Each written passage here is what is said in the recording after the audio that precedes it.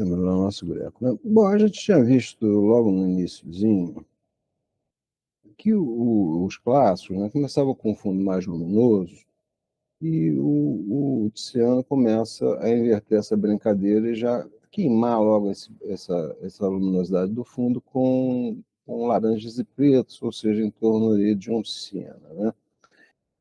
Qual a vantagem disso? Ele pula uma espécie de uma etapa. Se a gente resgatar aqui o que a gente viu lá no Leonardo, a gente logo vê que ele vem com aquela aguadinha, né, de cena também.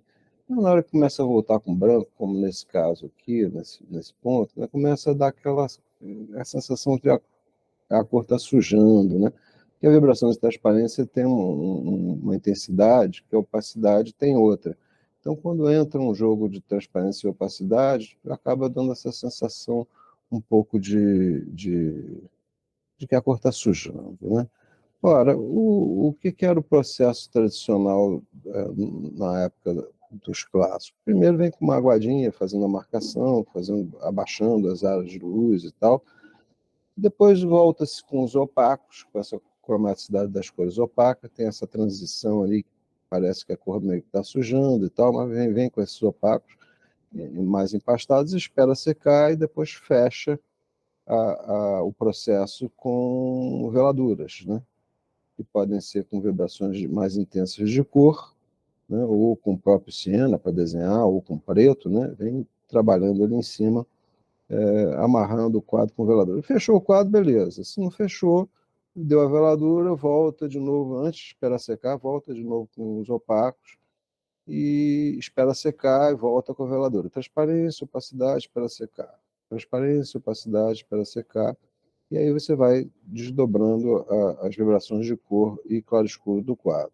É um processo meio básico. O Turner, por exemplo, no século XIX, fazia isso umas 50 vezes, né? Transparência, opacidade para secar. E na hora da opacidade vem com espátula, com esponja, com texturas e tal. Depois vem com as veladuras ali por cima, fazendo é, essa dicotomia, né, entre cores que vibram mais por transparência ou opacidade.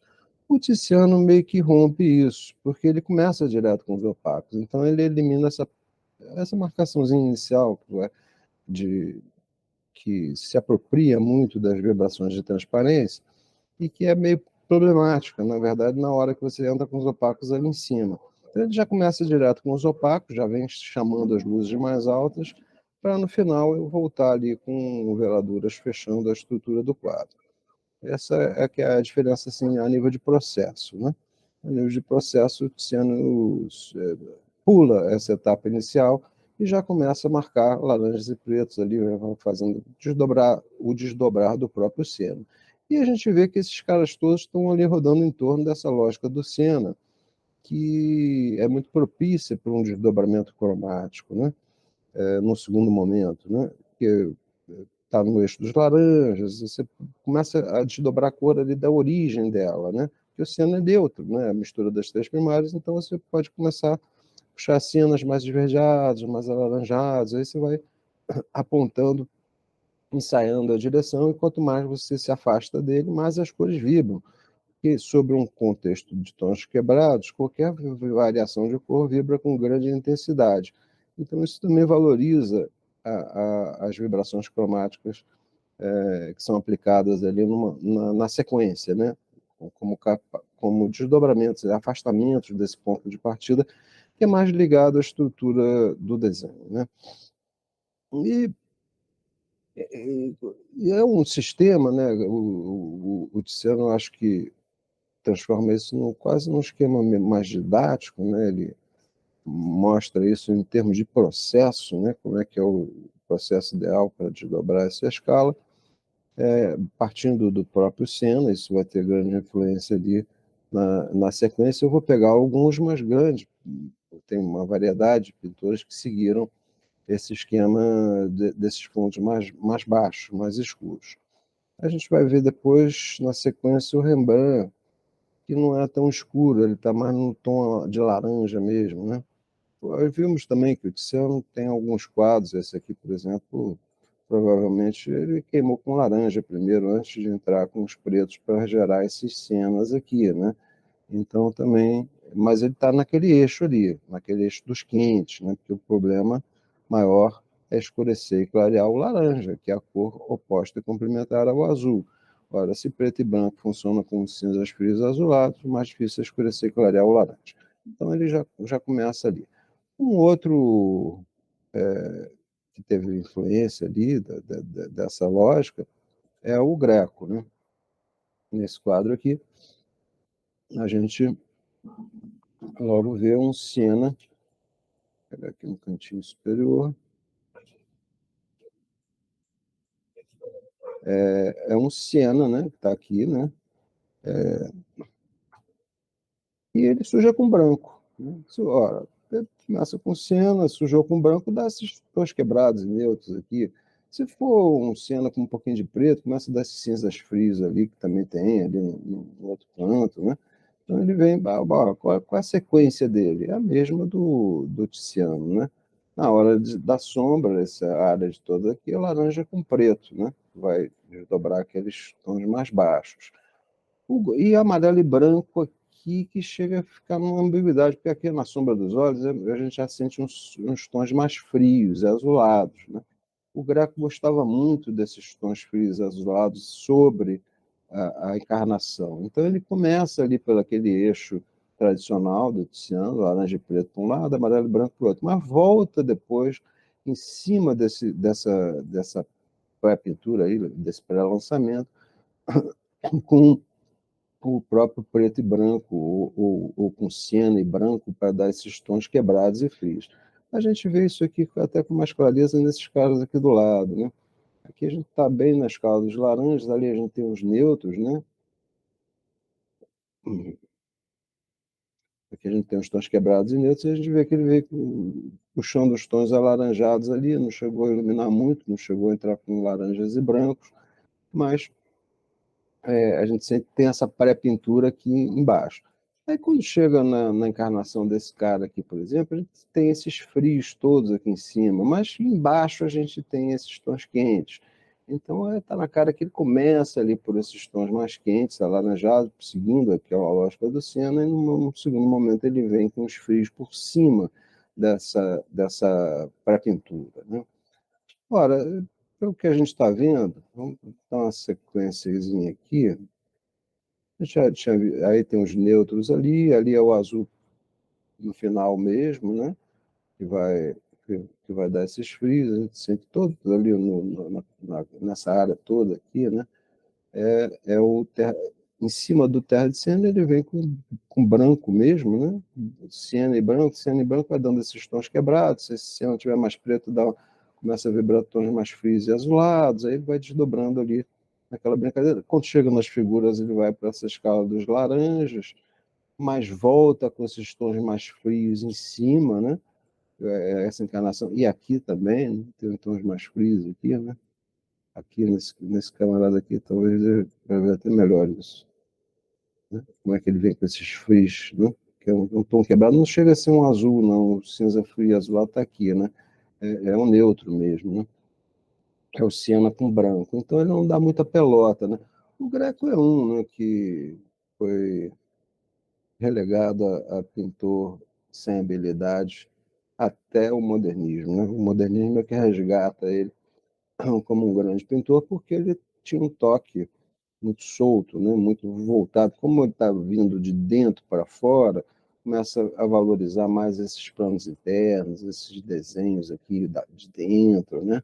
Isso é que começa a falar mais alto do que o desenho de contorno. A gente já viu essa composição, né? Lá na análise da composição que ele faz, né? Tem uma triangulação básica que ele cria uma força de campo invertida ali, né? Fazendo um contrarritmo com diversos recursos e elementos. E vemos também que ele acaba, no final, entrando com esse jogo de áreas de cor, áreas que tem um contorno, tem um limite ali, mas tem uma modulação interna, né? Então é um cara que trabalha bastante com essa linha aberta, né? Que é aquela linha de conjunto, né? Eu até pulei aqui, depois eu vou mostrar uma página do caderno de desenho do Tiziano para vocês, vou voltar lá no Tiziano, mas vamos complementar aqui. Então, O que é importante de desdobrar aqui? Ele está naquela mesma lógica, só que aqui ele tem uma intensidade dessas áreas de cor que ele finaliza, né?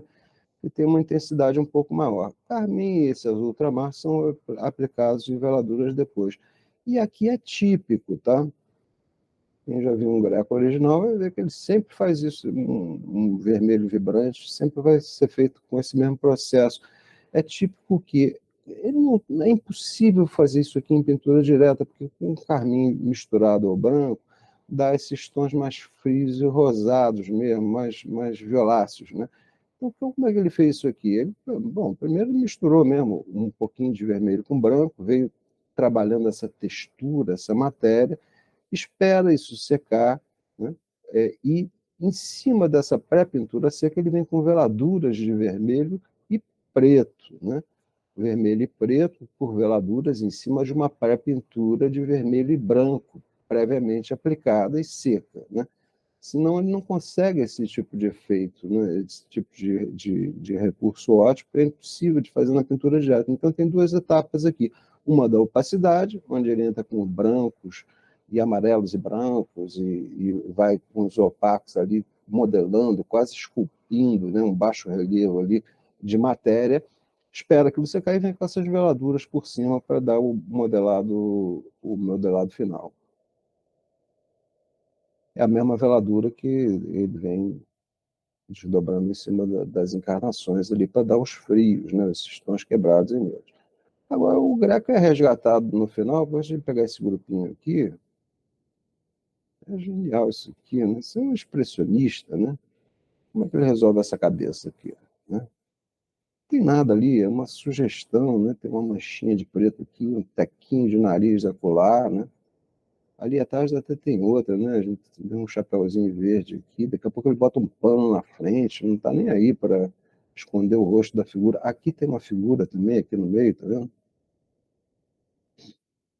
Que não é nada, né? É uma pincelada de preto aqui, uma luz ali que abriu, que sugere ali uma figura entre esses dois velhos. A própria solução desse velho aqui é típica, né? Se a gente chegar um pouquinho mais perto, a gente vê ele dar umas pancadas de laranja em cima de uma pré-pintura que é esse cena ali, né? É laranja e preto, vai desenhando, vai sentindo a forma e tal, daí sujou com branco, dá aquela barba, o cabelo mais quebrado, mais neutro, e aí ele sentiu a necessidade de esquentar um pouquinho e deu umas pancadas de laranja em cima daquela pré-pintura ali que estava na lama, estava nesses tons quebrados aqui, né? Esse vermelho aqui também é típico, né, de uma veladura no final, né? E no final ele vem puxando essas vibrações de cor um pouquinho mais altas, para que é a ação compositiva principal do quadro, né? No todo, a gente sente esse que o claro escuro, a gente vai ver isso nessa composição, né?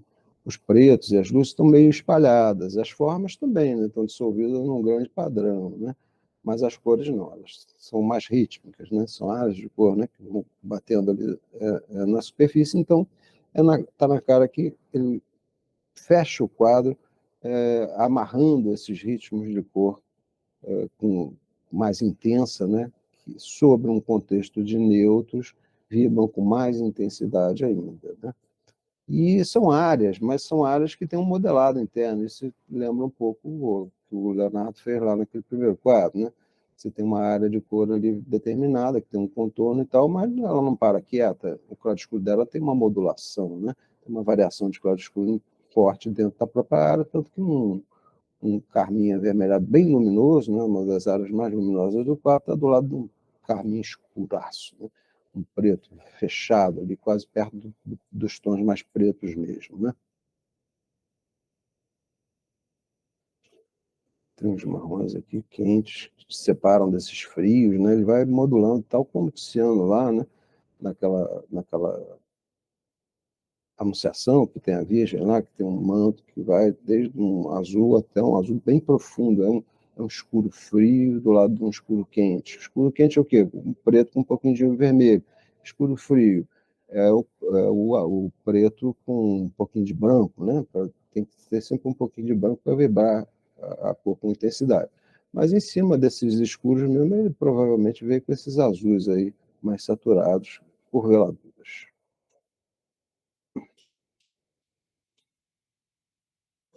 beleza? Eu esqueci de perguntar, alguém tem alguma dúvida aí sobre... Eu vou dar uma misturadinha na parte estética, eu não queria falar sobre composição, mas essa página aqui vale a pena mostrar do Tiziano, para vocês verem como é que o cara está pensando, né? Não diz respeito estritamente ao processo, é mais o pensamento de estrutura. É uma linha aberta, né? Um desenho do Tiziano, por exemplo, é a linha de conjunto, né? É um rabiscado, né? Isso é um desenho dele também. Ele está procurando um ritmo, né? Um volume geral ali, né? Aquele braço, aquele escuro que entra para dentro, aí achou ali no núcleo ali da cabeça dos dois personagens, né? E aquele escuro vem desde lá de trás, entra para cá, né? E então, mas é um rabiscado, não é aquela linha limpa do clássico, né? E no desenho mais de pena, né? E a gente reconhece aqui, por exemplo, aquele santo que leva uma flechada, esqueci o nome dele agora, que ele vai pintar na sequência, né? Mas ele está cercando ali uma ideia, né? Uma ideia de composição, da própria forma, né? Então ele repete ali várias vezes, a gente começa a perceber, né? Esse cara daqui vem com esses escuros para cá e sobrou naquela perna um pouquinho mais escura. Aí ele gostou disso, botou o cabelo aqui escorrendo, um triângulo aqui para baixo, achou uma flecha aqui antes de descer para essa perna. Pô, essa ideia é boa. Achou aqui mais preto, marcou isso tudo aqui, escureceu essa área inteira daqui, começou a pensar nesse movimento dos escuros aqui. Pô, é legal, mas pô, aquele escuro ali, lá embaixo agora, né? Esse escuro daqui, de repente, pode cair aqui pelo braço também, fazer esse movimento aqui também é interessante, destacar, né? Então ele dá essa rabiscada daqui. E esse vizinho daqui, daqui a pouco ele experimentou uma outra solução de dinâmica, que é do escuro meio que se espalhando ali naquela região, né? Então ele vai rabiscando, ele cercando uma ideia para a estrutura desse personagem ali, né? A gente tem até mais aqui, um desenho mais fechado, mais perto do que ele fez no quadro. Esse outro aqui, ele já mandou aquela parte da frente toda, não sei o que que veio primeiro, confesso, tá? Se é aqueles desenhos, ou tipo Van Gogh, né? Que às vezes o cara continua desdobrando estudos sobre uma figura, um personagem, mesmo depois de ter feito o quadro, né? Então, não cheguei a buscar para ver quem veio primeiro, mas aqui já é um outro jogo, né? Ele veio para trás aqui, né? E aí destacou esse braço aqui como luz, porque aquele escuro desce e vem caindo aqui para dentro e volta ali, né?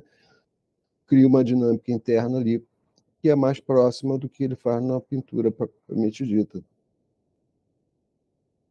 Ele pegou esse escuro e jogou aqui para trás, não chegou a fazer esse movimento para dentro aqui não, ele nem desceu aquele escuro aqui pela frente, ele acabou optando ali por uma outra ideia e aí fechou por fim, a composição no todo, que é esse retábulo aqui com várias personagens. Então, por que que eu botei isso aqui? Por conta dessa linha aberta que o Greco também tem, né?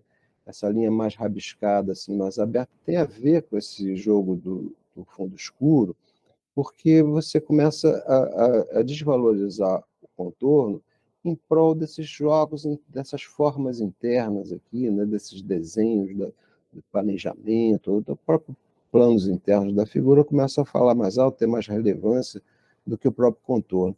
Vou pegar aqui um outro greco, que eu acho que é até melhor para ver isso. Também é um fundo siena, tá? Vamos pegar aqui embaixo. Esse é um siena mais para o alaranjado, né? Um laranja com um pouquinho de preto, né? Aqui, né? Dá para ver aqui, né? Vou tirar o vermelho que eu botei. A gente sente mais ou menos o tom do siena, né? Ora, esse tom está ali embaixo. Opa, esse tom está ali embaixo, né? Desse fundo todo ali, e está respirando aqui. Ó. É o fundo mesmo, né? Então, é uma pintura quase direta, né? Sobre o fundo, ele veio com o que que ele é? É preto, botou com um pouquinho de laranja, você vê que dá os neutros aqui direto, né? Ali tem o amarelo ocre dele com branco, né, que dá a luz quente, mas aqui é branco mesmo, misturado com... Não é bem preto, não. Esse azul confunde um pouco, porque aqui tem azul mesmo, né? Então ele neutraliza o caráter frio dos cinzas, né? Empurra os cinzas para o neutro, em vez de eles ficarem com um caráter mais frio e azulado, né? Então atrapalha um pouco. Mas aqui é preto, voltou com amarelo e branco para lá, daqui a pouco sujou com um pouquinho de laranja, um pouquinho de vermelho, volta com branco, dá esses tons quebrados.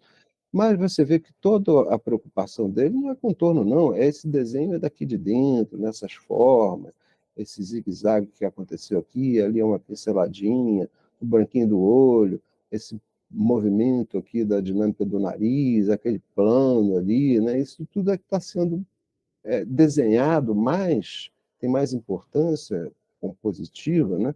Do que o próprio contorno propriamente dito da forma.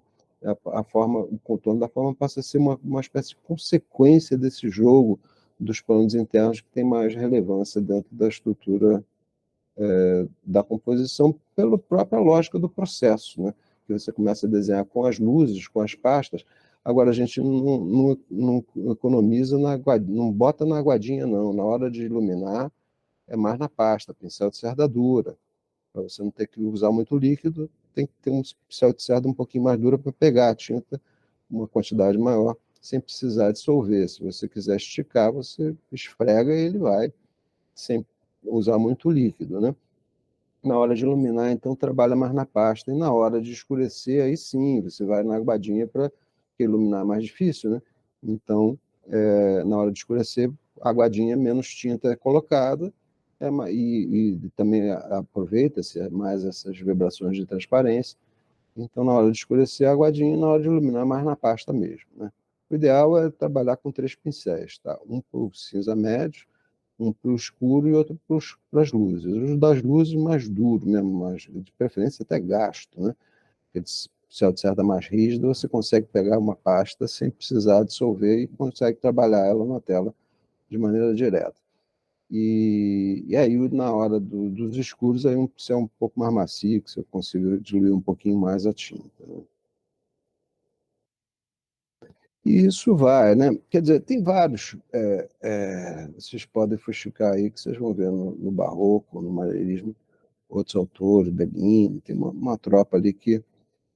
Todo mundo, até Van Gogh, tá? Vou até catar aqui se vocês quiserem, mas até Van Gogh lá na frente começa fazendo esses estudos dele com seguindo essa lógica, né? Laranja preto na área de sombra, amarelo e branco na área de luz, ali perfeita, quando trabalha com a figura, todo mundo, pelo menos um quadro, ensaiou esse processo, porque ele tem uma lógica interna muito amarrada, e a cor começa a ser desdobrada junto com o desenhar, né?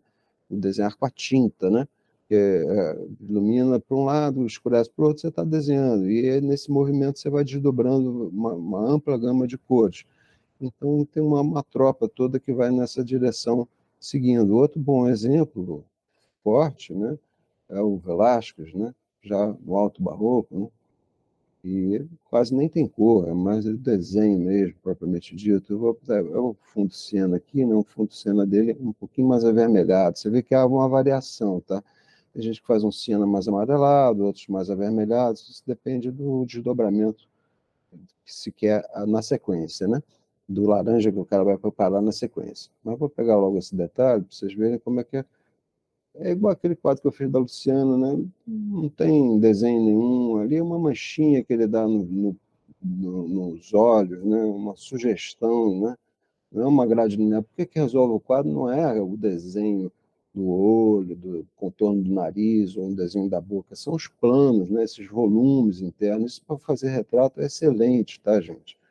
É mais fácil de você pegar uma forma do retrato, em vez de acertar direto na linha da primeira, você vai montando os volumes, vai sentindo o interior da forma.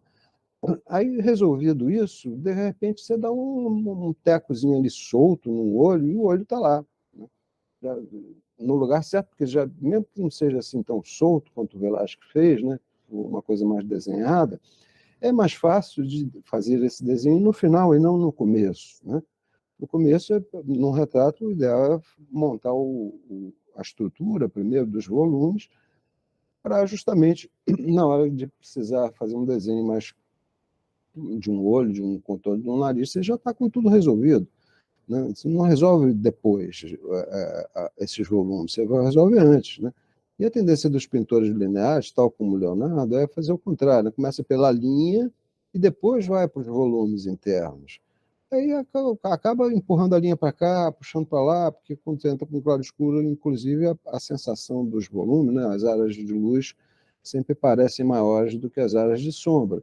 Então, isso também interfere na proporção, então você acaba forçado ali a mexer naquela estrutura inicialmente lançada. Então, para retrato é muito bom inverter esse processo e começar pelos volumes, pelas manchas, né? Por essa linha mais aberta, essa linha arabesco, para no final encontrar a definição da forma e alguns volumes mais marcantes. Né? E o Velázquez é engraçado, o pessoal considera ele um dos maiores realistas, né? Eu não vejo nada de realismo nele. Pegar Marte, por exemplo, dele, né? Assim, de longe parece, né? Uma coisa real ali, de representação, de figuração, né? Mas chega perto ali, né? Desculpa aí, até a marca d'água do Prado, né? Está no Prado.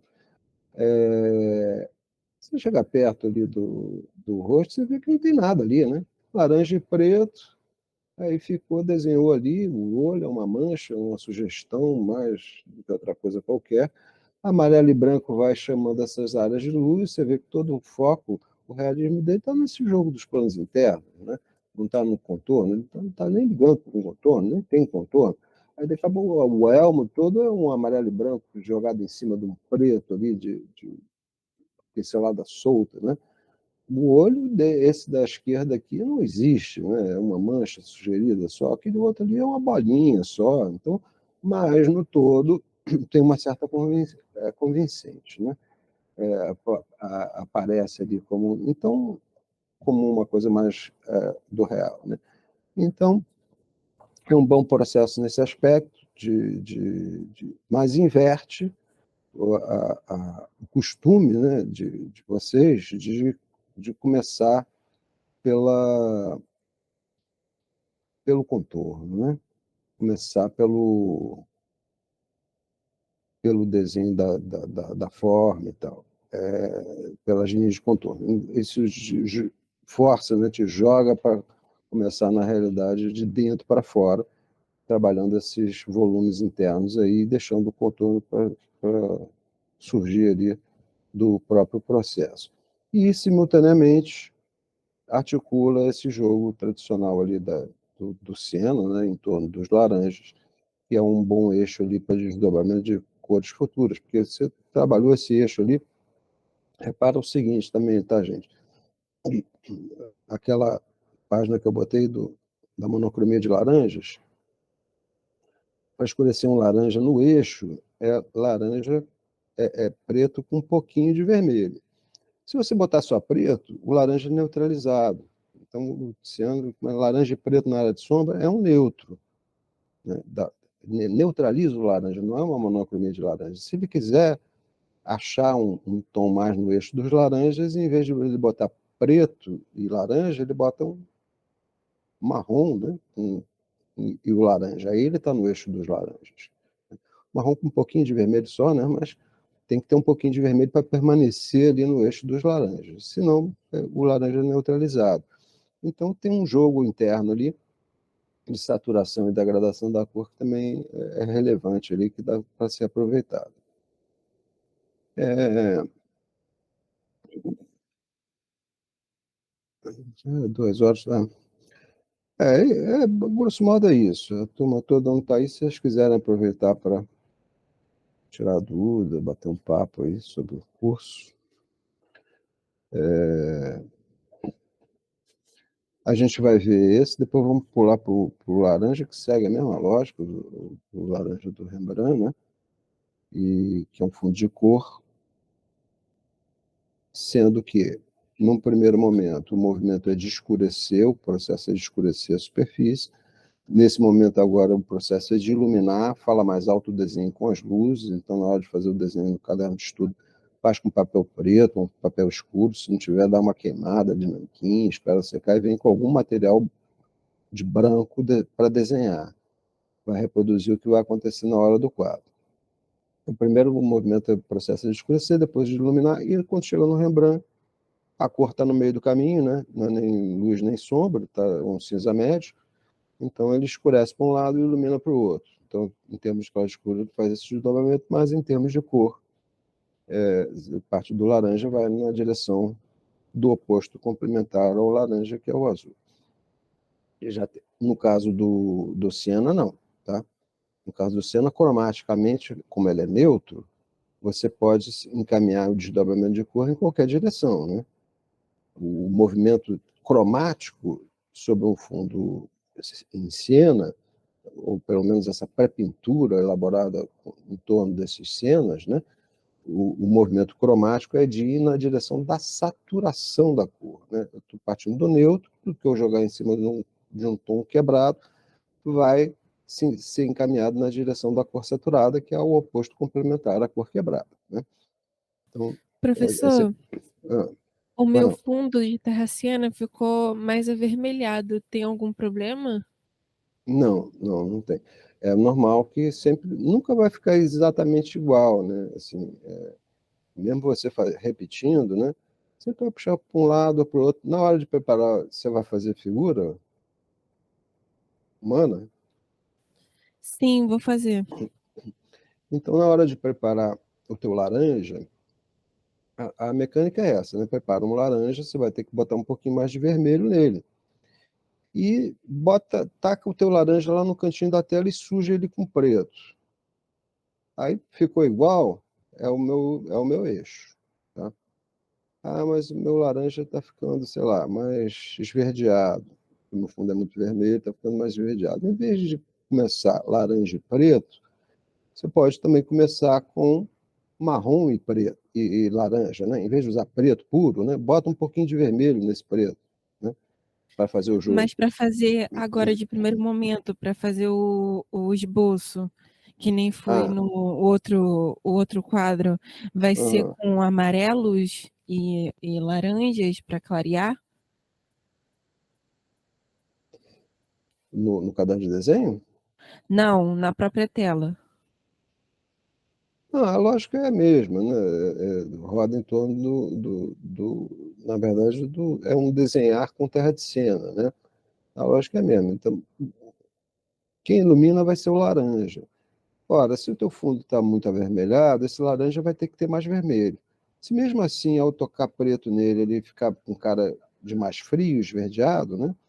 Se ele não tiver muito vermelho, não vai voltar para a origem, né? Não vai voltar. O ideal é que o preto apague, né?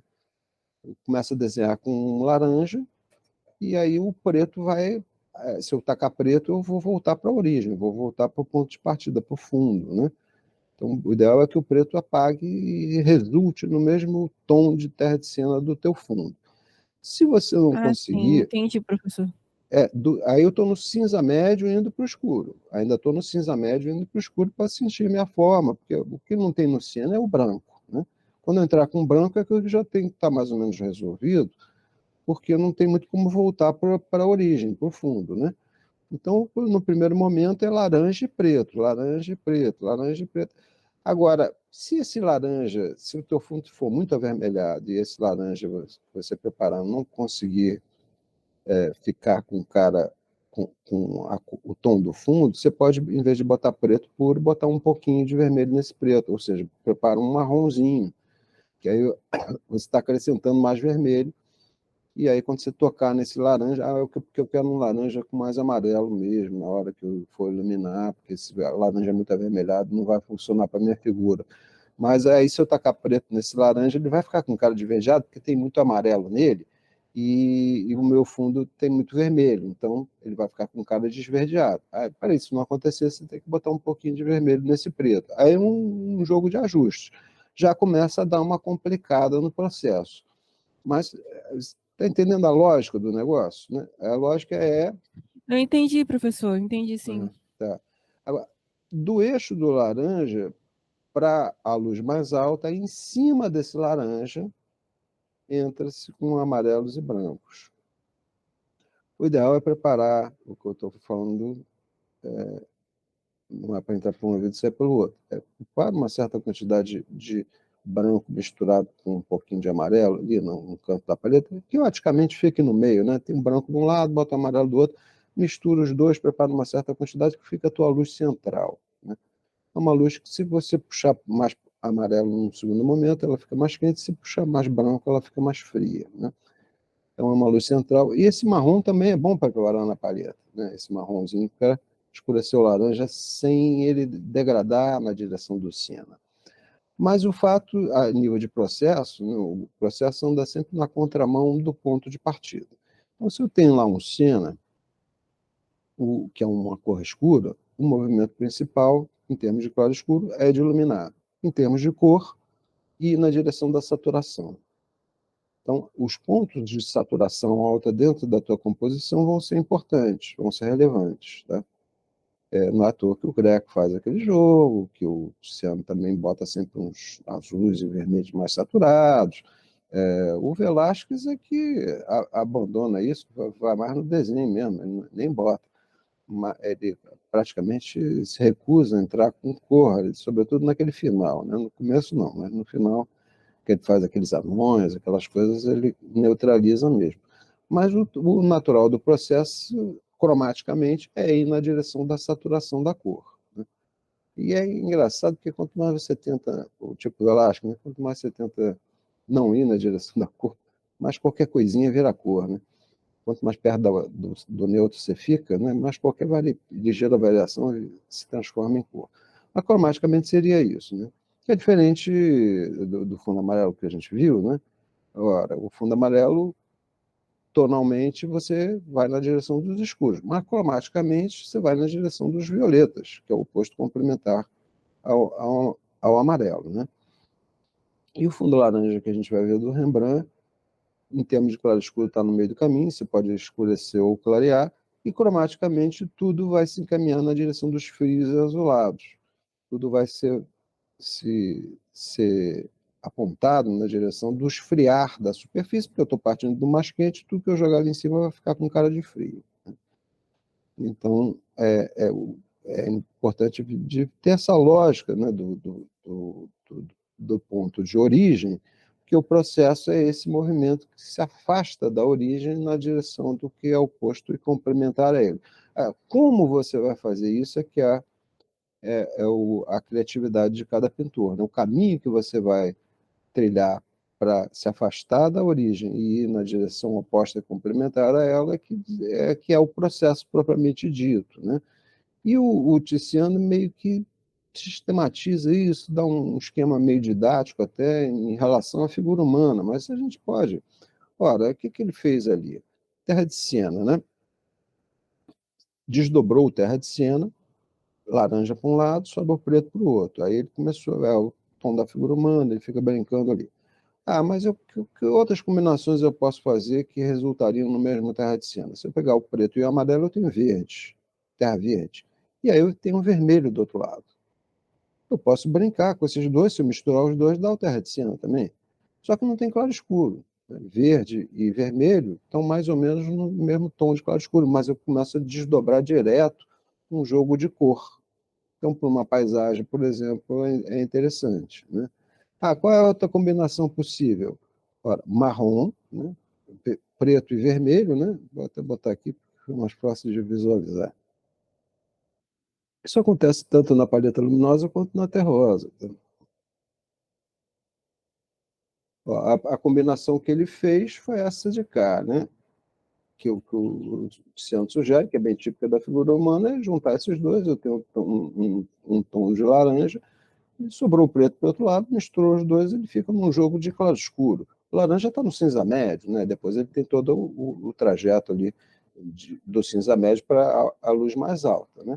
Que é o que mais importa e que é o que fecha o quadro, né? Porque o movimento é de ir na direção daquela luz mais alta, né? Se eu estou partindo do escuro, vou na direção da luz mais alta.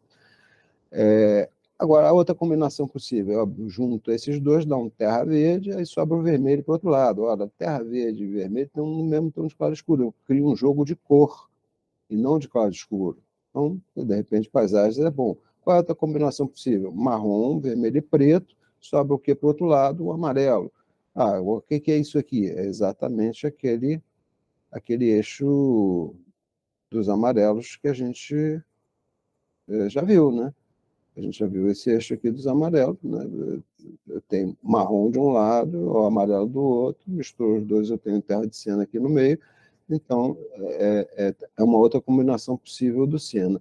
O que está fora desse Siena aqui é o branco, né? Quando o branco entrar é que a bagunça começa a não ter retorno. Porque quando entrar, se eu fizesse um fundo neutro, na minha, aquela cor que tem no fundo ali da minha palheta, a gente vai ver aqui essa cor aqui, né?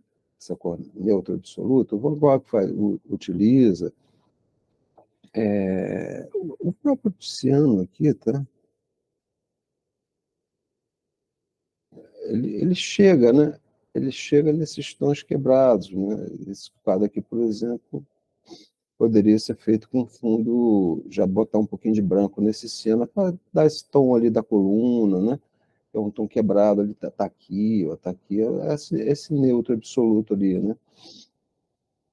O papo da roupa ali, né? Uma outra alternativa para esse quadro, em vez de começar por um fundo, brincar com laranjas e pretos, seria começar com um fundo quebrado, um fundo de neutro mesmo.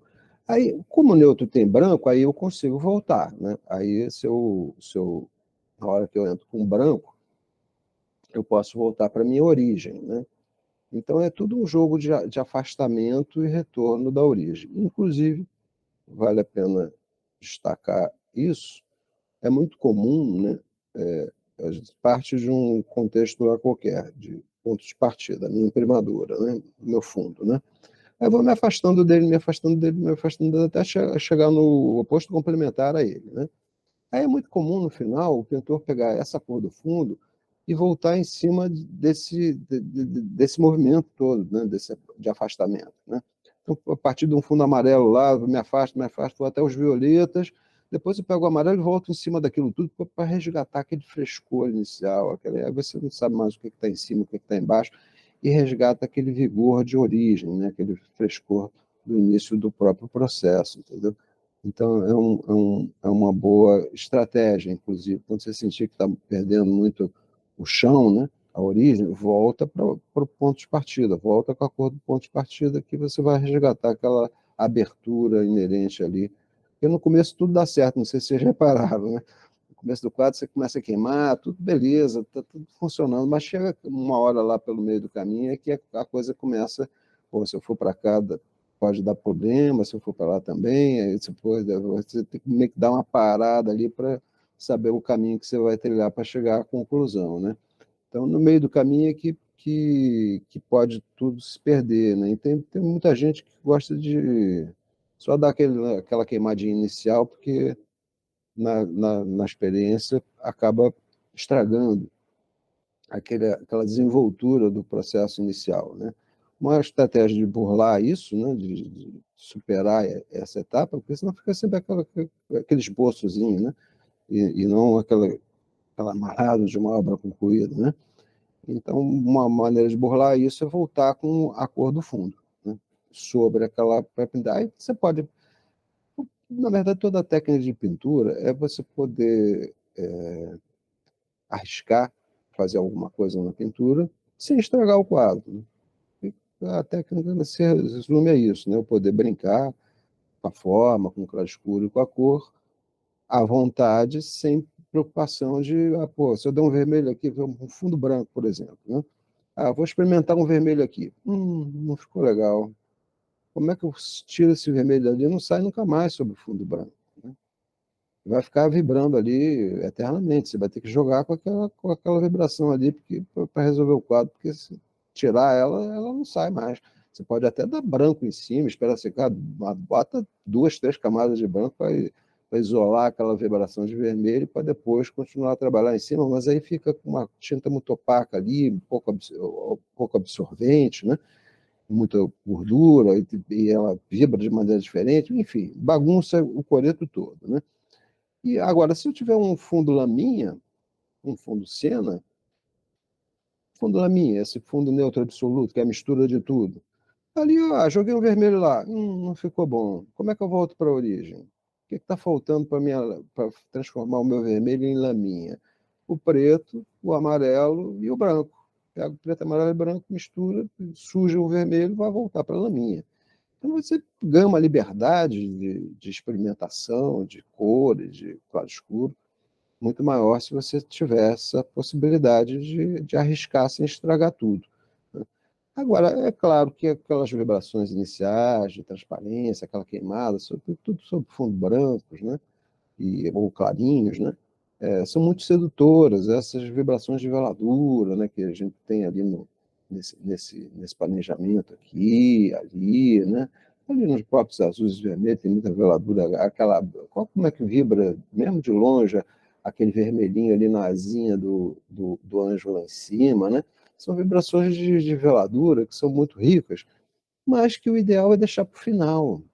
Você começa com elas, tudo que você jogar em cima vai perdê-las, né? Vai estragá-las. Então, o ideal é deixá-las para o final, deixar como última etapa do quadro, né? Que aí você dá aqueles acentos de vibração de cor e claro escuro. E o claro escuro também, né? Um preto profundo, nada melhor do que dar uma veladura, né? Não ser trabalhado na pasta, assim, numa aquadinha com óleo, né? Para ele funcionar mesmo como transparência, né? Fica mais profundo, né? Então, é uma questão de método, de processo, né? Que a gente está estudando seriam esses processos ali, onde a coisa pode acontecer de uma maneira mais efetiva, né? Raciocinar qual é a melhor estratégia. Não é para complicar, é para facilitar o trabalho, né? A gente estuda os processos para imaginar ali procedimentos que facilitem a tua mecânica, tanto de desenho quanto de desdobramento de cor, né? Não é para complicar a brincadeira, sim para ajudar, né? Então, e eu acho que sobretudo, esse processo aberto ali para o Luciano é bem didático, porque ele sistematiza as etapas, né? No caso do fundo claro lá do Leonardo, por exemplo, daqui a pouco ele dá uma aguadinha, daqui a pouco ele volta com um opaco numa área, mas na outra ele quer aproveitar aquela vibração de transparência, aí começa a ficar uma coisa lado a lado e não em cima da outra. Quando o ciano vai para um fundo mais baixo, mais escuro, uma pintura mais opaca mesmo, e já pensando que ele vai jogar uma veladora em cima depois, né? Inclusive é importante ter isso claro, né? A veladura, ela usa a luz do fundo, né? Do que está embaixo. Então é tipo uma aquarela, né? Ela vai escurecer a superfície, né? Então, se eu quero trabalhar com transparências, com essas vibrações de veladura, o ideal é que eu ilumine mais do que tem que ser no final, né? Eu chame bastante luz, que eu entre com bastante brancos e amarelos para chamar uma luz alta, porque aí, quando eu entrar com a veladura, ele vai escurecer um pouquinho e vai ficar no lugar certo, né? Então, nesse movimento, né, dos opacos, né, é bom sempre ficar um pouco assim, porque escurecer é fácil, iluminar é que é mais complicado, né? Porque sob um fundo escuro vocês vão ver, né? Às vezes você trabalhar dissolvendo a tinta, então é um inferno. Você está com branco lá, achou que está branco, daqui a pouco ele seca, ele apagou. Aí você tem que dar uma nova camada, né? Uma nova pincelada de cima para chamar ele para o lugar, porque ele tende a escurecer quando ele seca, né? Então, iluminar é mais difícil do que acertar o ponto nesse movimento de escurecer. Não tem mais o que esticar, não. Agora, tirar a dúvida de vocês, porventura tenham aí em relação ao processo, em relação ao fundo. Eu aconselho a fazer nada muito grande, não, porque é para tacar mais tinta mesmo, né? Como é opaco, né? É para uma camada mais espessa de tinta, funciona bem. Você vê o Tiziano começa mais clássico ali, mais uma camadas mais finas e tal, daqui a pouco no final ele está jogando aquelas pastas que o Greco vai exagerar mesmo, vai jogar umas pastas de branco mais soltas ali, é quase um baixo relevo, né? Ah, isso eu esqueci de falar. Deixa eu aproveitar aqui. Que é esse efeito aqui, tá? Ele tem umas ranhurazinhas aqui, assim, né? Botar uma linha bem fininha aqui.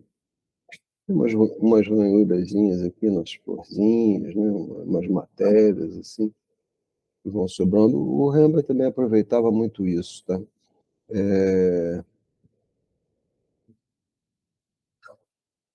Imagina aí, você tem um corte da tela, né? Tem a tela aqui, tá? Aí eu tenho o fundo ali, né, aplicado sobre a tela. Aí você vai botar uma camada de tinta ali. Se ela tiver matéria mesmo, ela vai criar uma textura ali, criar um desenho. Eu estou no corte aqui, né? Como se fosse uma montanha, né? Aí está aqui um branco lá, espesso, empastado. Ele vai criar uma textura aqui assim. Aí, quando vier com uma veladura aqui em cima disso tudo, né? A tendência dessa veladura é se acomodar aqui nessas partes mais baixas, nesses fundos aqui. O Rembrandt e outros pintores, inclusive, limpavam a superfície da tinta, né, com palmo ou com paninho mesmo, né? Passavam a mão, assim, a limpeza a palma é igual a gravura de metal, né? Você passa essa parte aqui assim da mão, esfregando e limpa no paninho, passa lá, tipo, para tirar o excesso, né?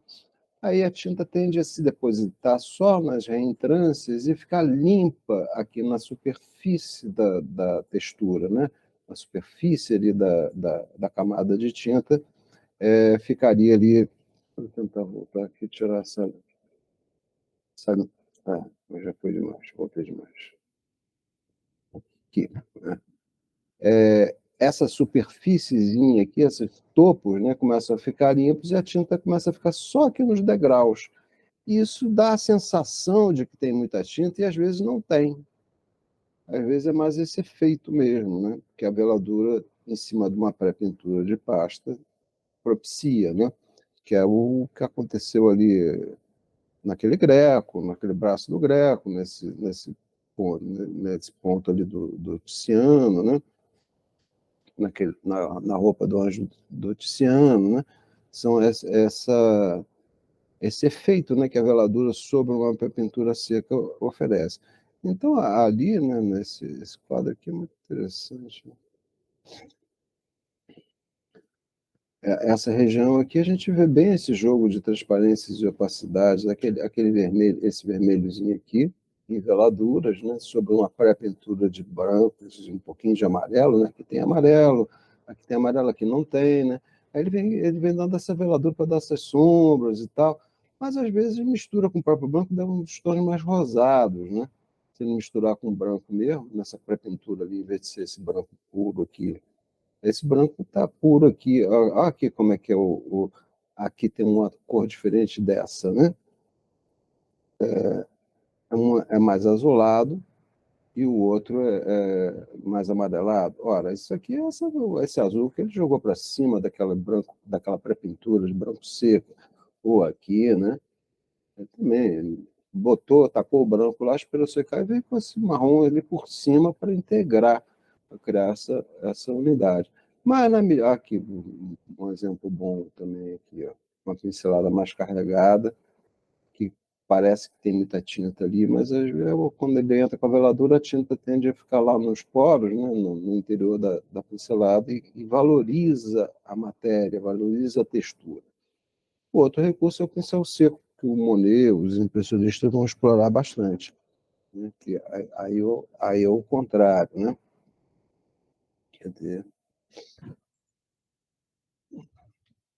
aí o pincel seco vai botar a tinta. Deixa eu trocar aqui a cor. Vai botar a tinta aqui ele frota o pincel, né, de lado, né? E a tinta acaba se depositando aqui na superfície da pincelada, né? enquanto a veladura acumula aqui nos fundos, né, o pincel seco troca essa parte superior aqui. O Monet fazia muito isso, né? Impressionista, aquela frotagem, assim, o cara, aí dá uns efeitos bonitos, né? Você vê com, sei lá, com um azul, né? Empastado, mais carregado, um azul misturado com branco, né? Aí depois vem com um pincel seco de amarelos, né? Aí cria uma retícula ali, amarelo e azul da verde, aí dá umas vibrações de verde, assim, mas é uma vibração que junto carrega consigo uma textura, uma fatura rica de textura, né? Então, os dois recursos são esses, assim, de valorizar a textura do quadro. Um é a veladura, que trabalha nesses fundos aqui, sempre escurecendo a superfície, e o outro é o pincel seco, que trabalha nessas superfícies aqui, em geral, iluminando, né, essas áreas.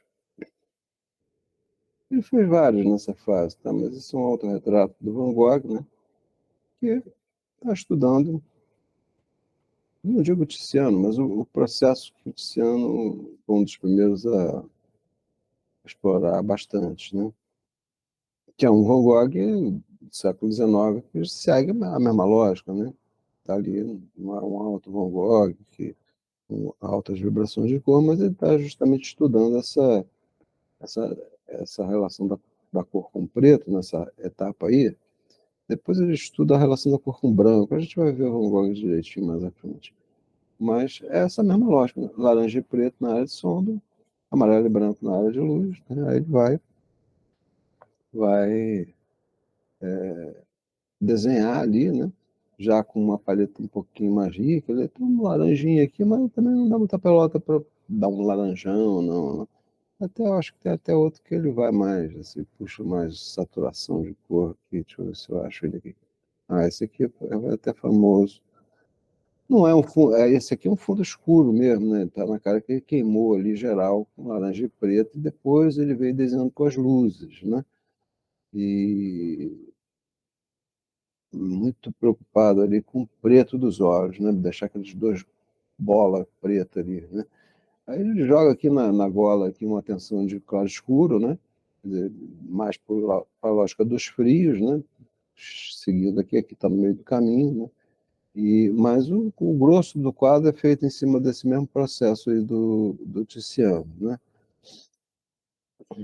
Esse outro já não é um fundo siena baixo, é um fundo, ele queimou ali com laranja mesmo, mas ele segue também o mesmo princípio, né? Laranja e preto, dá ali o laranja mesmo, não botou preto nenhum, mas botou na hora de achar os escuros, usando inclusive esses carmins aqui, ó, tem uns carminzinhos aqui, um vermelho escuro como recurso de escurecer esse laranja, né?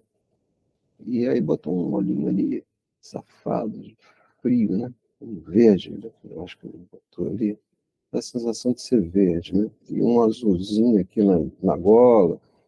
Aí os escuros têm esses verdes também, que estão funcionando como tom mais baixo, escuro, né? Dialogam com aquele verdinho ali do olho, né? Ah, esse cara aqui também está na nossa loja, para quem gosta de paisagem, né? A fase inicial ali do Van Gogh, né? A fase do comedor de batata.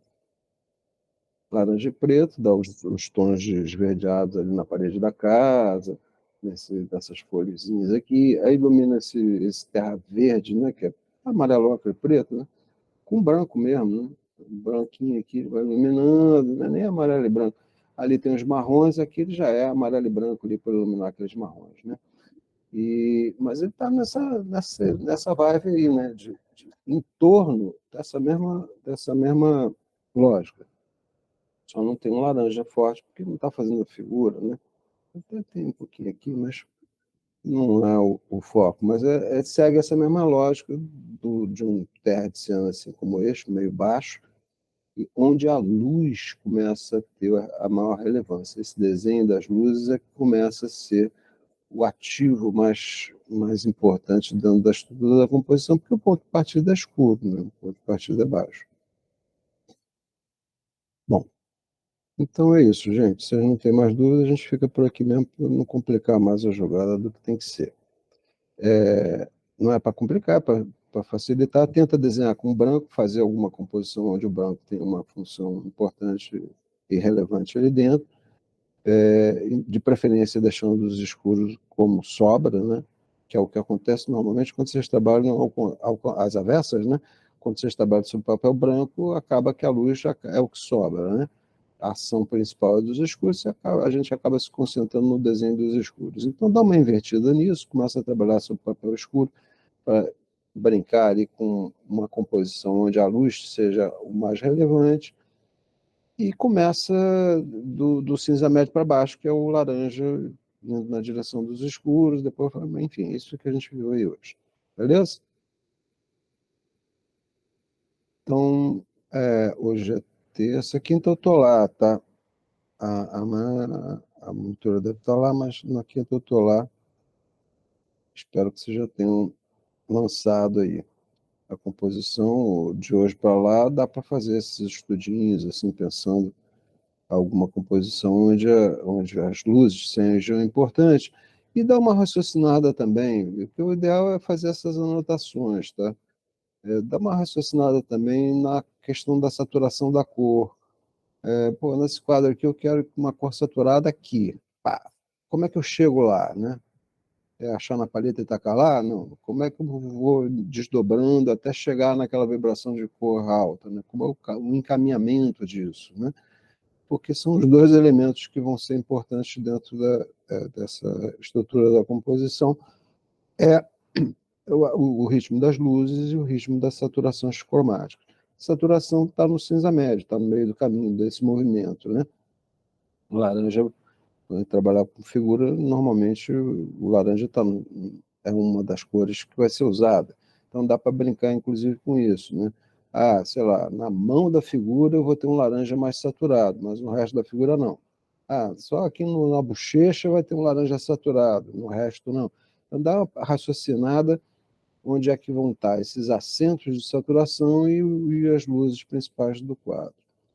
Vocês começaram a fazer a pesquisa do processo ali que eu pedi, o memória, vai fazer parte da avaliação, tá? Esse processo de pesquisa de vocês é pedir para vocês começarem a buscar um autor que vocês tenham afinidade, estudando o processo dele, vendo a lógica interna, de palheta, o fundo que ele gosta de usar, a cor regente do quadro, que é normalmente utilizada. Começa a fuxicar isso aí. Eu não estou vendo ninguém perguntar nada e bater bola comigo aí sobre Ô, isso. Tá? Ó. professor, eu não Ah, comecei ainda porque eu queria um modelo, pelo menos, para poder ter uma base, porque o senhor falou, mas eu gostaria de ter pelo menos um modelo ou alguma explicação escrito para poder começar a fazer. o modelo, na parte teórica, o estudo dos processos, não tem bibliografia muito específica sobre isso, não. O que a gente tem é alguns manuais ali de como pintam os grandes mestres, que em geral são bobinhos e equivocados. Supõe que o cara sempre faz daquela maneira, né? E, na verdade, cada quadro tem um processo específico, né? Ligado ali àquela ideia de composição, né? Então, não tem muito. Não... É claro que o pintor repete, né? Se você pegar lá o Tiziano, em geral, começa daquele jeito, né? O laranja preta, ele começa a desenhar, depois os desdobramentos, não. Num quadro ele vai mais para o neutro, no outro quadro ele vai mais para a saturação, ele vai.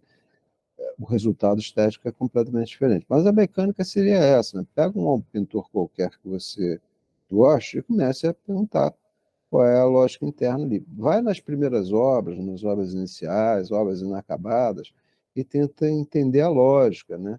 Qual é a corregente, qual é o ponto de partida, né? E porque o resultado, os desdobramentos finais, né, são variados a cada quadro, né? São variáveis a cada quadro. Mas esses pontos de partida, em geral, se repetem. O cara começa a desenhar, começa a formular e a organizar a sua composição, em geral, do mesmo modo, né? Há pintores que variam, né? Tem fases, né? Variam de fases, mas a maioria segue mais ou menos um mesmo ponto de partida, uma mesma rotina inicial, né? Essa que nos interessa, porque é ela que desencadeia um processo, né? Não interessa tanto o resultado, e sim essa origem ali. Então, pega qual pintor que você gosta. Eu gosto do Lucian Freud e do Francis Bacon. Então, o Luciano Freud, os dois são bons exemplos.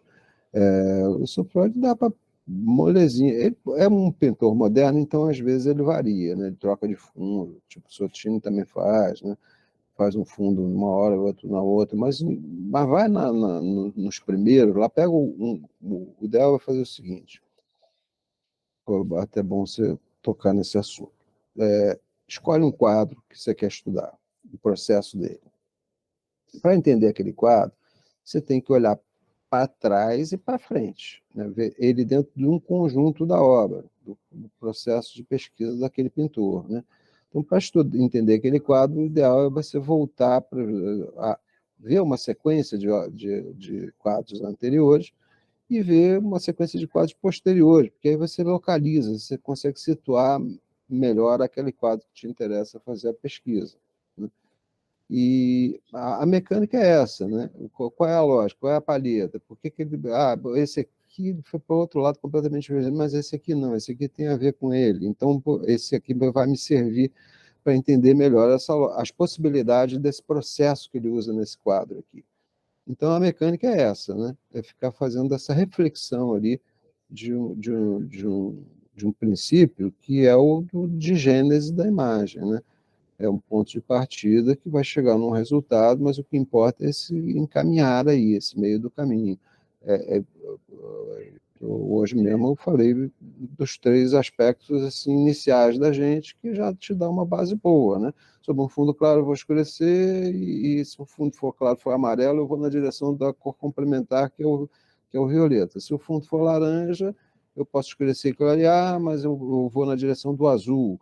Então, ora, cada hora do Rembrandt lá que faz fundo laranja, ele vai chegar naquele azul por caminhos diferentes. Ora, ele vai escurecer e clarear, vai fazer uma passagem do laranja, vai iluminando até a luz mais alta. Da luz mais alta ele começa a descer na direção do azul. Aí, por outro lado, às vezes ele vai escurecendo aquele laranja, escurecendo lá do escuro mais profundo, ele volta a iluminar na direção dos fios azulados. Então, são um caminho de uma dinâmica de luminosidade da cor. Mas em outros quadros, em vez de fazer esse caminho da luminosidade da cor, ele faz uma dinâmica de matiz, né? Ele pega aquele laranja, vai botando mais amarelo nele, do amarelo ele vai para o verde, do verde ele vai para o azul.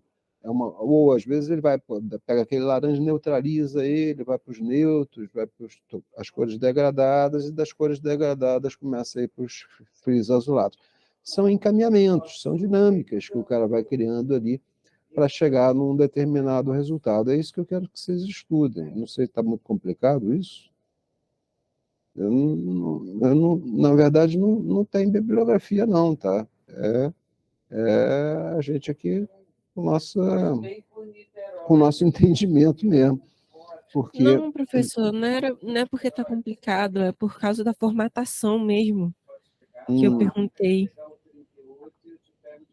da formatação, Em qual, se seria em Word ou seria no Google Docs, entendeu? aí você faz onde você quiser entregar impresso, se quiser fotografar anotações no caderno de desenho, o que importa eu não estou. Aliás, eu tenho certa ojeriza quanto a esse negócio das normas CNPq, que tem que ter entrelinha tal, não sei o quê. Aquilo me irritou tanto no mestrado quanto no doutorado, de tal maneira que isso não é o que faz o pensamento da gente. O pensamento da gente é operatório, é o pensamento de pintor, mas é mais no desenho mesmo do que nessas regras acadêmicas, né?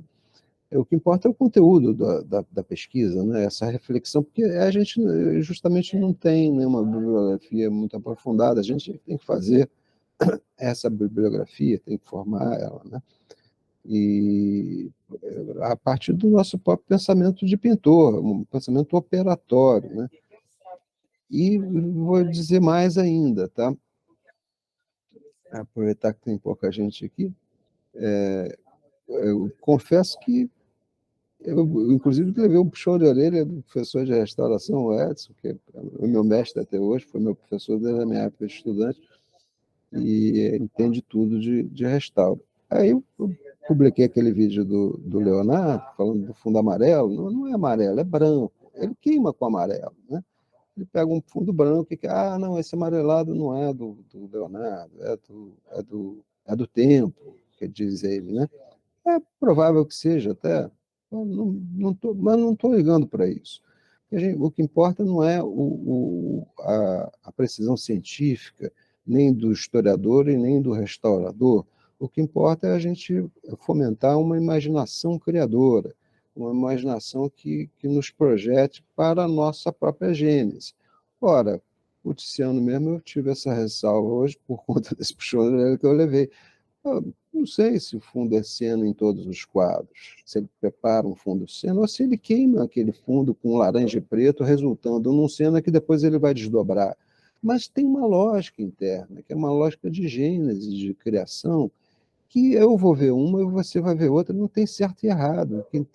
O que importa é esse entendimento, esse projetar da ação que é criadora. Então, se é criadora, cada um vai ter a sua própria imaginação. Quando eu falo para fazer uma pesquisa, não é no sentido do restaurador e nem do historiador, e sim da sua imaginação. Como é que você faria aquele quadro do cara? Eu repeti isso aqui várias vezes, né? Ora, como é que a gente faria esse quadro aqui? De repente, é melhor começar com neutro ou é melhor começar com cena mesmo? Diante de um resultado, a gente logo imagina, sei lá, o fundo do Leonardo lá, aquele céu, né?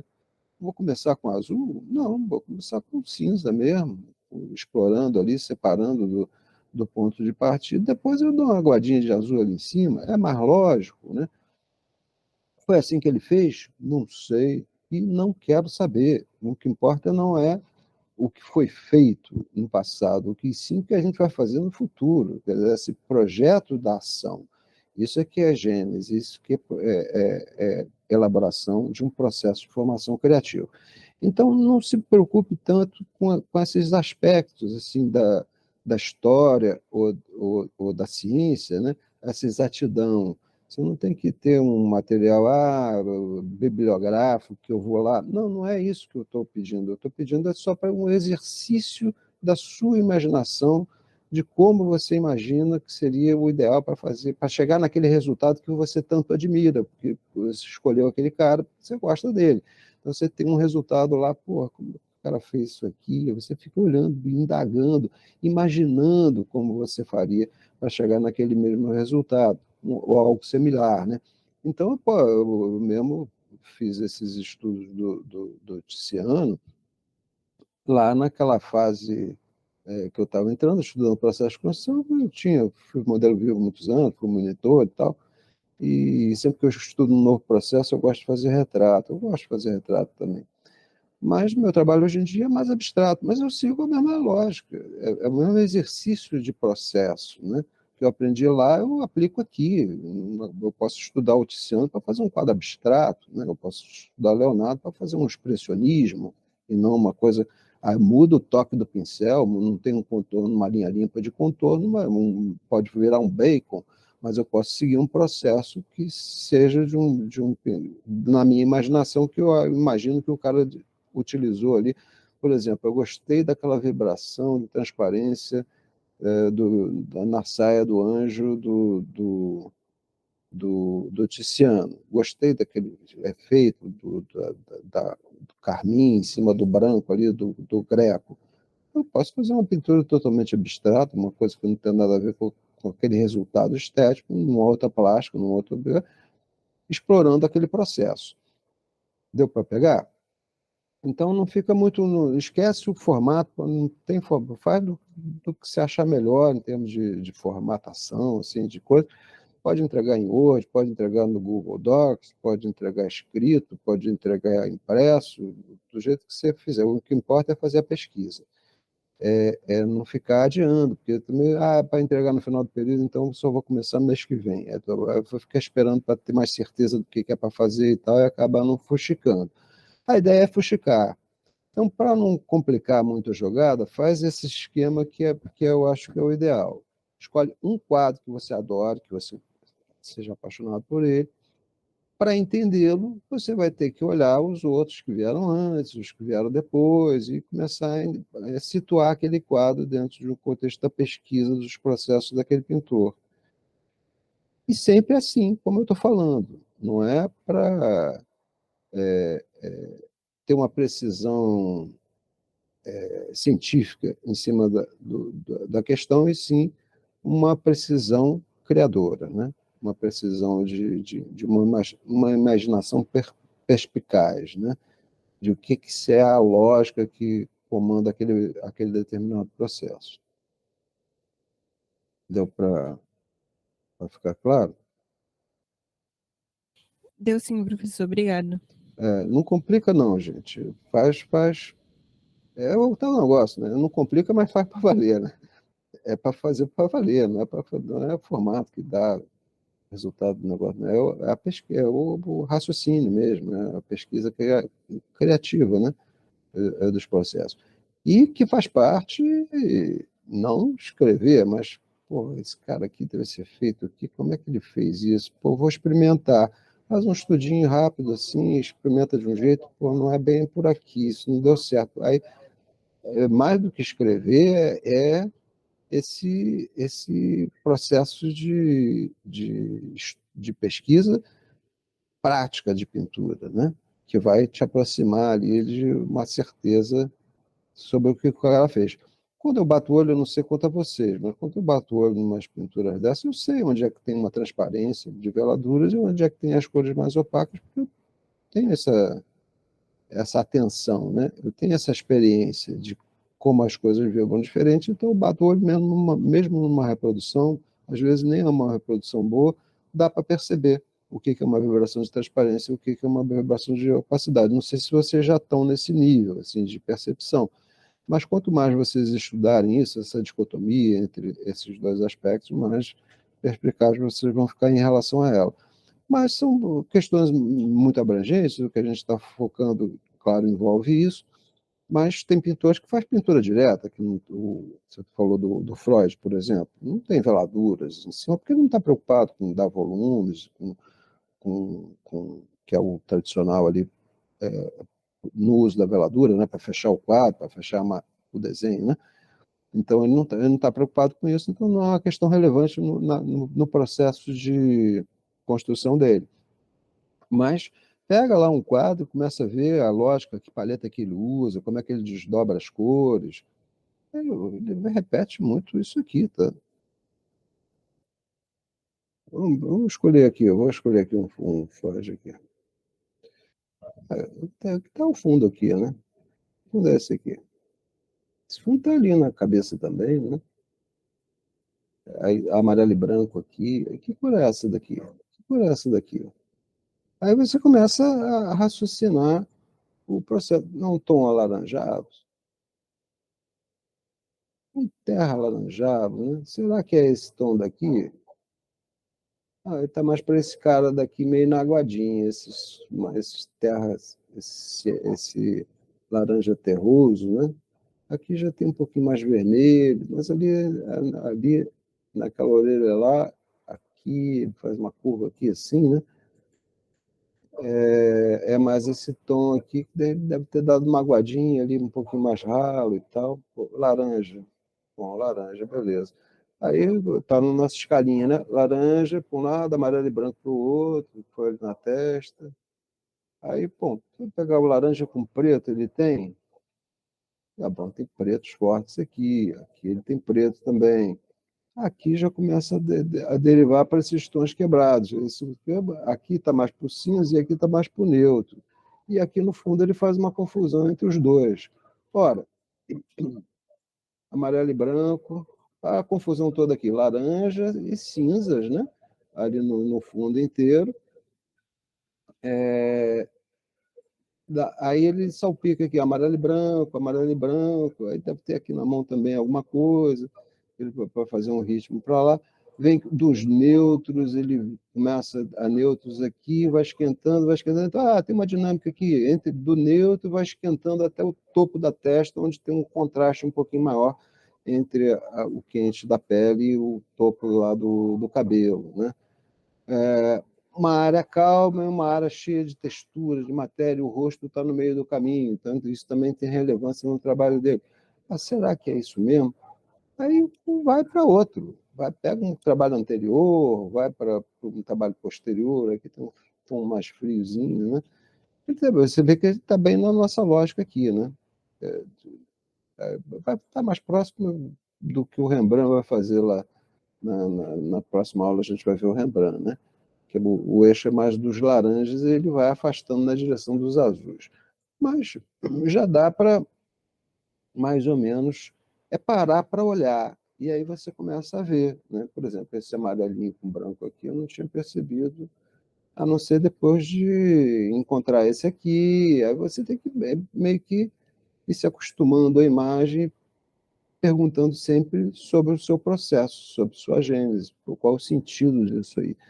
E para entender melhor ela, nada melhor do que olhar para trás, ver as obras anteriores, as que foram feitas antes, e, e as que foram feitas depois, né?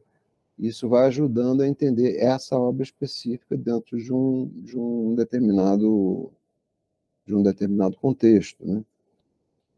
Deu para entender? Deu sim, professor. Não tem muito mistério. Agora, onde é que está escrito isso? Qual bibliografia que eu li? Ah, não tem. Sinto muito, não tem. Ah, pô, mas eu gostei dessa brincadeira aqui entre os neutros e os quentes lá em cima, que tem uma passagem. Como é que ele faz esse negócio? Faz um ensaiozinho ali, faz uma maçã, uma cabeça de memória, faz umas brincadeiras ali, tentando encontrar essa palheta ali. Ih, tá ficando muito com a cara do fulano de tal lá, então, tudo bem, mas ele faz isso com os terras, eu vou fazer isso com as cores saturadas, porque eu gosto mais de cor. Aí, aí daqui a pouco você está fazendo, estudou o cara, estudou a gênese, aquilo alimentou um pouco mais a tua pintura, mas daqui a pouco você está fazendo uma outra coisa, entendeu? Está fazendo um outro trabalho, né? Aí, tá falando, não gosto mais de cor, né? Então dele também, que ele puxa mais uma lógica de cor, né? E aí você vai pesquisar, bom, essa lógica de cor mais saturada dá para entender melhor o desdobramento de cor daquele cara ali, né? Tem um desdobramento de cor entre a saturação e a degradação, que nesse cara de cá é mais radical, né? Os neutros aqui, ó, no olho, ali na testa. Ele vai dar umas salpicadas de umas cores mais saturadas, mas isso destaca ainda mais os neutros, né? Então, aí você vai aprofundando a tua pesquisa em relação ao cara, e tudo que você observar, né? Vai anotando, não precisa botar no Word, bota no caderno de desenho mesmo, depois fotografa e entrega. Entendeu? Anota, faz as tuas anotações do que você está entendendo ali que seria o processo. A primeira coisa a fazer é perguntar, né, por que eu gosto desse quadro, né? Ah, eu gosto desse quadro por causa da matéria. Aí o foco já é uma coisa. Ah, eu gosto desse quadro por causa da cor. Aí o foco já. A própria pesquisa do processo vai. Se me permitem aqui adiantar um pouquinho, posso jogar uma conversa fora aqui também? Que é uma consequência que a gente vai ver lá na disciplina de análise da composição, as grandes obras de arte, na verdade, elas são matrizes de ideias, né? Então, o que a gente procurar, a gente acha, mas tem que procurar, tem que ter uma questão que te provoque, né? Estou interessado lá no meu trabalho em estudar a questão da cor, por isso eu gosto desse quadro. Eu gosto desse quadro no aspecto da cor, e não na matéria, não sei lá. Então, esse foco vai me levar a ter uma atenção redobrada àquele aspecto que às vezes o cara nem pensou, mas está lá, né? É um fato visual. Dentro das grandes obras de arte vão ter essa abertura, essa dimensão de significados mais abertos mesmo. E conquistar essa abertura é que é o busilho do negócio, é o difícil, né? Quanto mais você tenta dizer uma coisa, mais você diz, mas também a aba se fecha naquele significado. Então, quando você compreende que o importante não é dizer alguma coisa e sim conquistar essa abertura, que pode dizer várias coisas simultaneamente, é o pulo do gato. Mas isso a gente vai ver lá na análise da composição um pouquinho mais à frente. Bom, então é isso. E tem mais dúvidas aí, alguém?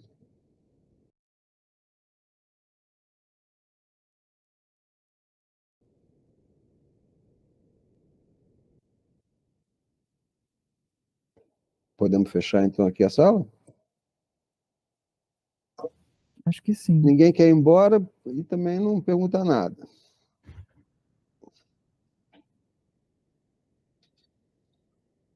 Podemos fechar então, né? Para também não ficar muito confuso. Também 4 horas ninguém aguenta. Já são 16.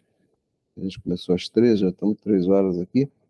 E já demos uma palha geral. Gente, então foca agora nesse movimento de iluminar e de saturação da cor. É a questão bacana de estudar nesse momento.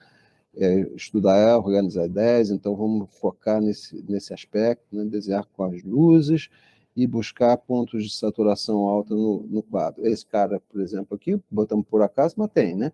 Está lá, partiu do neutro lá, daqui a pouco chegam laranjas mais luminosos, verdes mais luminosos, mais saturados, mas tem verde degradado para tudo quanto é lado, tem laranja degradado para tudo quanto é lado, ele vai migrando até chegar naquela saturação. Então ele tem os pontos altos de saturação ali. Então, são os dois aspectos desse coisa. E, em paralelo, faz isso que a gente usou aqui como exemplo. Escolhe um quadro, começa a olhar ele, olha para frente, olha para trás, vê se aquilo se repete em outros, vê as obras iniciais, em geral, o pintor dá a bandeira ali do processo nas primeiras obras, e aí vai fazendo essas anotações, tá? Eu vou pedir 50 laudas, tá bom? Sobre o assunto. Não, umas 2, 3 laudas, assim, é como se fosse um capítulo do TCC, né? Assim, pensando a questão dos processos. Inclusive, o que vocês entendem como processo também, né? É a primeira questão, né? Eu estou dando indicações aqui, sugestões, né? Processo, para você pegar a manha do negócio. A bibliografia principal, eu acho que é o CLE mesmo, que é quem valoriza o processo como criação, né?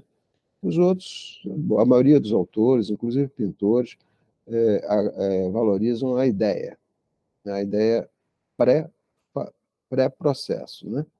Como lugar da criação, né? O Cleo, acho que é o mais relevante. Ele e o Louis Patterson, né, que é filósofo, né, que destacam a importância do processo como o local próprio da criação, né? Então, são os dois autores que, para a gente, são mais importantes para pensar os processos, né? Então, e vai fazendo essas anotações assim coletando, né, informações de compreensão dos processos que vão estar sempre relacionados ao que você quer fazer na sua pesquisa, porque a pesquisa de cada um vai encaminhar uma percepção sensível para acontecimentos, às vezes, do mesmo pintor, né?